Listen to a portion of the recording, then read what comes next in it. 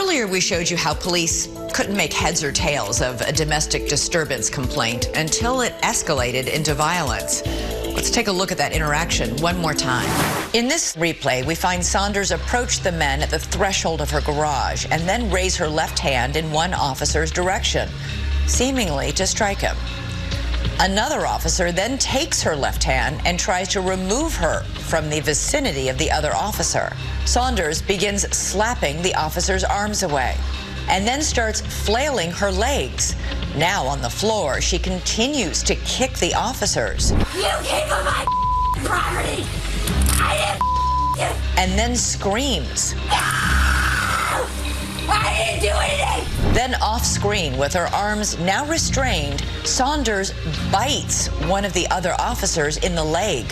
One of the officers can't believe what he's just witnessed. Did she actually bite you or not? Finally, the officers manage to get Saunders into the back of a patrol car, and an officer returns to assess the damage from the bite.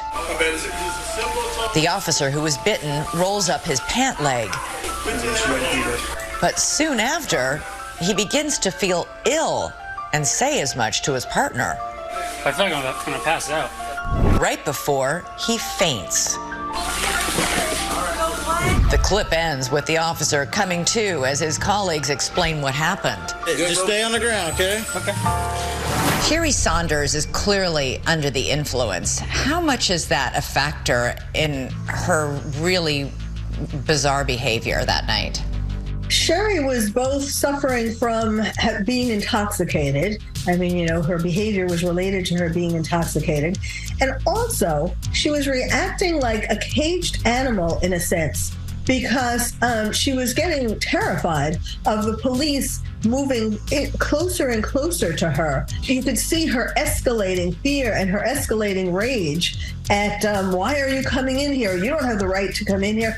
And yet they kept coming closer and closer. Apparently she has a history before of being arrested. And if it's true what her stepson said when he called the police, that she had slapped him, obviously she was out of control even before the police came. Right. Why would the officer faint? Was this an emotional, psychological reaction to what had happened? Why would a bite like that impact him?